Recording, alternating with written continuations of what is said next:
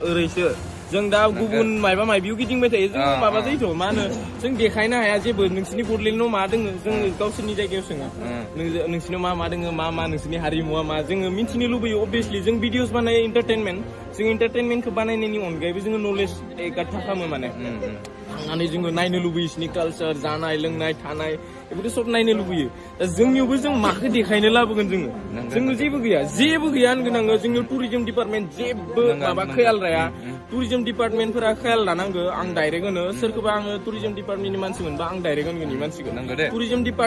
डिपार्टमेन्टखौ जोंनि नियाव ख्याल लाथारनांगौ जायखौ जों लाया टुरिजम बाहेरनिफ्राय जोंनि बड'लेण्डआव मानसि फैगोन बाहेरनिफ्राय बड'लेण्डआव मानसि फैबा बे मानसिया जोंनो खरस खालामफैगोन बे खरसआ जोंनि मायाव खालामगोन जोंनि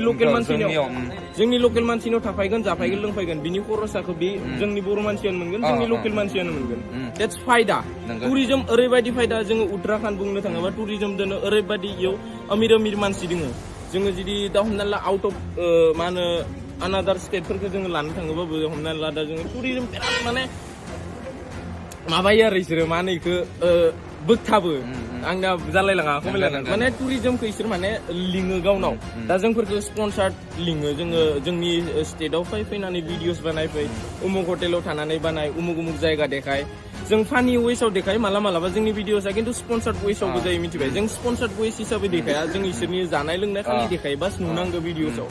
थ' देट्स जोंनाबो टुरिजमा डिपार्टमेन्टआ लाथारनांगौ आरो जोङो लायोबासो जोंनि माबायाबो डेभेलप जागोन जायगायाबो आपग्रेड जालांगोन दा बेनो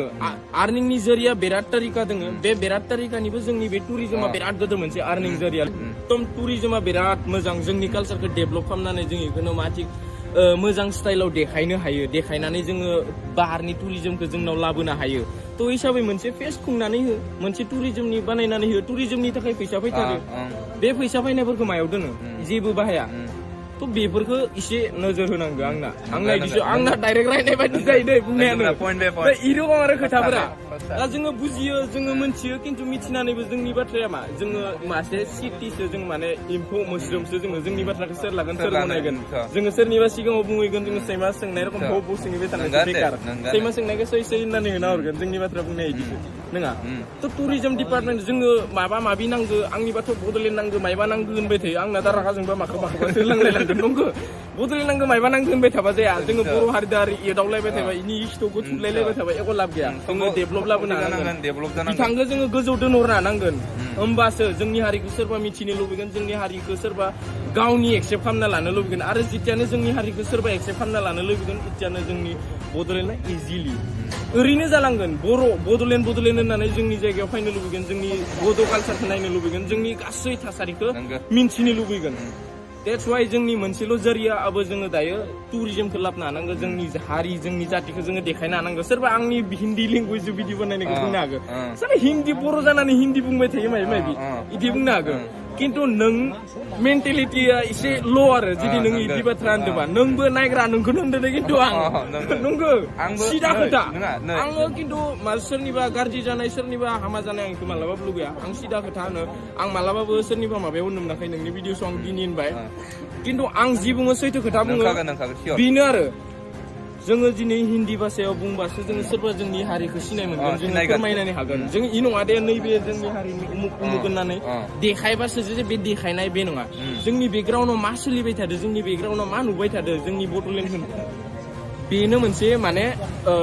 बुङै फोरमायनाय फोसावनाय मा जायगा बेकग्राउन्डआव नुनानै बे सासे मानसिया आकर्षित जानानै फैनो लुबैगोन जे बुंलायनो नाङा दे बे जोंनि हारि बियो उमुक खिन्थु जों देखायबाय थाबानो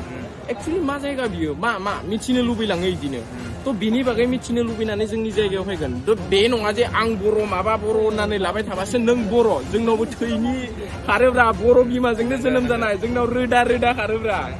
थैया ओरैबायदि खारलाङो जोंबो सोरबा माबानिफोरखौ जों दा हमना ला गिदिंबाय थानाय हिसाबै जोंनावबो बिराद बाहेरनि इभेन जोंनियाव आलदा मा होनो कान्ट्रिसनिबो दा लोगोफोर दङ जोङो जे टुरिजम डिपार्टमेन्टफोरा जुदि मोजां माबायोबा जों इसोरखौ लाबोनानैबो जोङो बराद जोङो देखायनो हायो मानो हायो जेरै सोरबा गाइड थायोबा जोंथ' दा हमना ला जेनेरेलि लाबथिंबाय थानानै देखायबाय थानाया इम्पसिबल सोरबा आं सोरखौबा पार्सनेलि लाबोनानै देखायनो हानाया किउकि आंनोबो ओंखाम जानो थाखाय आंनि बिमा बिफाबो दोङो आं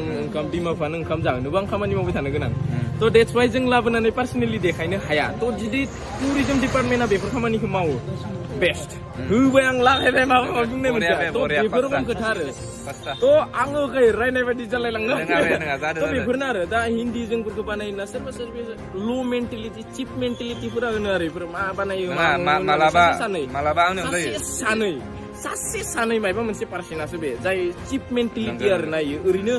बुंना ला आं बर' होनना लानानै एख' लाब गैया नोंनो बर'नि रोदा थैया खारनांगोन बायदि होमबासो नों सिं मावनांगोन खामानि नोङो बर' हारिनि थाखाय हमनानै लादो हमना आंनि खोथाखौनो होनबाय आङो सोरबा आसामिस मानसियानो मिथिबाय हमनानै ला आनादार स्टेटनिखौनो ला मा मानसि इयो मा मानसि होनबाथाय आंखौ मिथिगोन बर' मानसि मुनि मानि सब ओंखारलांगोन इफोरनिफ्रायनो बिथाङाबो जुदि मट' ब्लगिं खालामनानै हाइ लेभेलाव थांनो हायो गोजौ थाखोआव सहैनो हायो बिनिफ्राय नाम फैगोन मा नाम नोंनि नामा मा नाम ध्रुबजित नार्जारि थ' बे नामखौ सोंनानैनो नार्जारि सोदोबा फैबायना होमबाना बे मा जायगायाव थायो मुनि सब ओंखारलाङो फंबाय थ' ओंखायनो नोजोर होथारनांगो टुरिजम डिपार्टमेन्ट आं खिन्थु रायो होखायो दा बेनो आरो खोथाया जोंनावबो दङ जों माने बर' बिमायानो जोंखौ जोनोम होनाय नालाय जोंबो दुखु मोनो जोंनि हारिफ्रा जुदि बिदिनो गावजों गाव नारसेबलायबाय थायो सोरबा मायबा बुजि मोनखाबाय जानांगौ बुजि मोनग्राफोरा बारा बुंनो गोनां खुनु बाथ्रा गैया जायफोरा बुजि मोनग्रा बे बुजि मोनो दा सोरबाफोरा बेयावबो बुंलायगोन दा बहुत रोंनाय खिन्थु आं जेबो रोङा आं जेबो मिथिया आं जिखिनाखौ आंनि फिल मोनदों आं गाव आं बेखौसो नोंथांनि सिगाङाव बुंदों शेयार खालामदों बास आंनाव जेबो इडुकेसन गैया दे आं रावखौ फोरोंनो थाङाखै आं रावखौ बुंनो थाङाखै खिन्थु आंनि मोनसे माबाया बेनो आं जा मोन्दांथि मोनदों आंनाव जा रोदा खारगासिनो जोंनियाव जा डेभेलपमेन्ट जानांगौ बेफोरो जानांगौ आरो आंनिबा आरो माने आलादा जायगायाव गिदिंबासो मिन्थियो दा इसा जोङो आलादा जायगायाव थांनानै जों मा जोंनि जायगायाव नोंखौ लांगोन मा देखायहैगोन